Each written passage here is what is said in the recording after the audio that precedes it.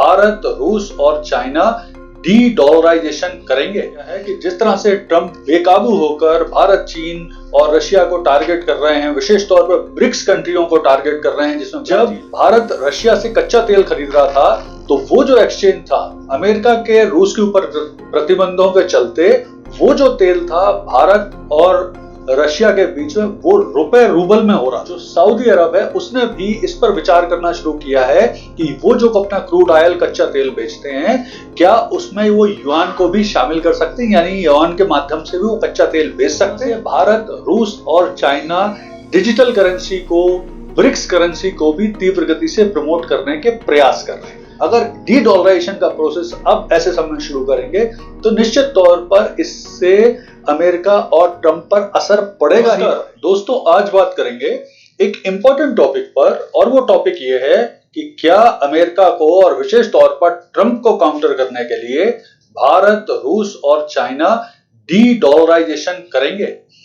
ये मुद्दा अब इसलिए महत्वपूर्ण बन गया है कि जिस तरह से ट्रंप बेकाबू होकर भारत, चीन और रशिया को टारगेट कर रहे हैं, विशेष तौर पर ब्रिक्स कंट्रियों को टारगेट कर रहे हैं, जिसमें ब्राजील है, साउथ अफ्रीका, भारत, रशिया और चाइना है, तो उससे मुझे लग रहा है कि अब निश्चित तौर पर जो ब्रिक्स कंट्री है, जिन्होंने पूर्व में डी डॉलराइजेशन की बात की थी और उस पर फिर आगे चर्चाएं आरंभ कर दी थी, लेकिन भारत ने इंटरेस्ट नहीं दिखाया था, तो ये मुद्दा थोड़ा ठंडे बस्ते में चला गया था। लेकिन अब मुझे लगता है कि ट्रंप का जो वर्तमान रुख है उसे देखते हुए निश्चित तौर पर अब डी डॉलराइजेशन पर यह बात फिर से आरंभ होगी, और आरंभ होने के साथ साथ तीव्र गति से अब अमेरिका को काउंटर करने के लिए ये देश डी डॉलराइजेशन करेंगे।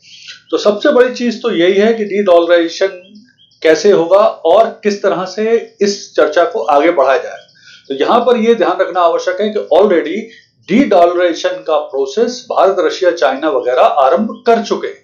पूर्व में, जैसे मैं आपको कुछ उदाहरण से समझाता हूं, पूर्व में जब भारत रशिया से कच्चा तेल खरीद रहा था तो वो जो एक्सचेंज था अमेरिका के रूस के ऊपर प्रतिबंधों के चलते, वो जो तेल था भारत और रशिया के बीच में वो रुपए रूबल में हो रहा था। दूसरा, ऑलरेडी भारत ने चाइना के साथ बहुत सीमित स्तर पर युआन और रुपए में कुछ व्यापार पहले शुरू किया था ट्रायल बेसिस पे। इसी के साथ साथ रशिया और चाइना के बीच में भी जो व्यापार हो रहा है वो प्रमुख रूप से रूबल और युआन में हो रहा है। इसी तरह से अब जो सऊदी अरब है उसने भी इस पर विचार करना शुरू किया है कि वो जो अपना क्रूड ऑयल कच्चा तेल बेचते हैं, क्या उसमें वो युआन को भी शामिल कर सकते हैं, यानी युआन के माध्यम से भी वो कच्चा तेल बेच सकते हैं। चाइना इन दिनों तीव्र गति से जो अपनी करेंसी युआन, उसे अंतरराष्ट्रीयकरण करने का प्रयास कर रहा है, और जिम्बाब्वे ने तो अपनी राष्ट्रीय करेंसी भी युआन बना ली है। इसी तरह से भारत, चाइना और रूस भी जो अपना स्विफ्ट बैंक प्रोसेस जो होता है, अंतरराष्ट्रीय जो बैंकिंग सिस्टम है जिसमें लेन देन होता है डॉलर के माध्यम से, उसके अल्टरनेट के रूप में अपने, जैसे China CIPS CIPS, Bharat UPI और रूस SPSF अपने बैंकिंग सिस्टम को डेवलप कर रहे हैं, तीव्र गति से बढ़ा रहे हैं। जैसा कि आपको पता ही है कि भारत का जो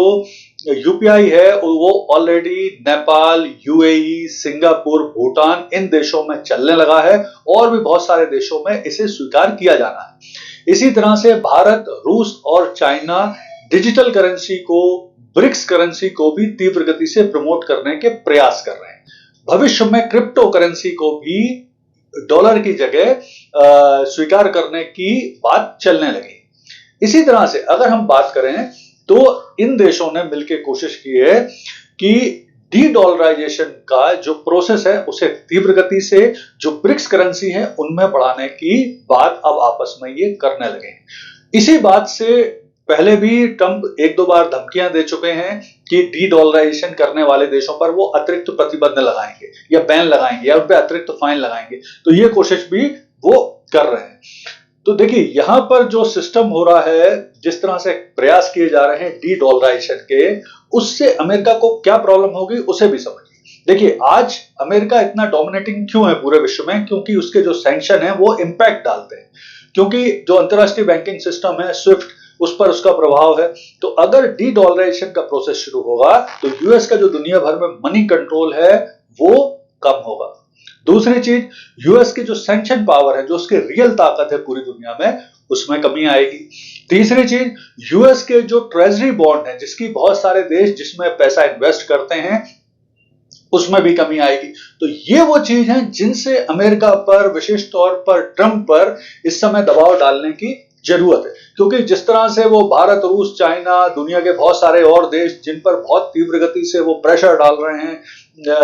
जो बैन लगाने की बात कर रहे हैं, ट्रेड वॉर कर रहे हैं, टैरिफ वॉर कर रहे हैं, उन देशों के राष्ट्रीय हितों के साथ खिलवाड़ करने की कोशिश कर रहे हैं, तो उसमें अमेरिका के ऊपर भी प्रेशर डालना आवश्यक है। और अगर भारत, चाइना, रूस जैसे शक्तिशाली इंपॉर्टेंट देश अगर डी डॉलराइजेशन का प्रोसेस अब ऐसे समय शुरू करेंगे, तो निश्चित तौर पर इससे अमेरिका और ट्रंप पर असर पड़ेगा ही पड़ेगा, और उसे मजबूर होना पड़ेगा कि जिस तरह से वो खुलकर एक तरफा तरीके से पूरी दुनिया के देशों के ऊपर प्रेशर डाल रहे हैं, उन पर टैरिफ वॉर लाद रहे हैं, उन पर ऊपर ट्रेड वॉर लाद रहे हैं, उससे फर्क पड़ेगा। तो आने वाले टाइम में भारत को भी अब निश्चित तौर पर खुलकर, देखिए अब ये ऐसी स्थिति नहीं रही कि ट्रंप को ही,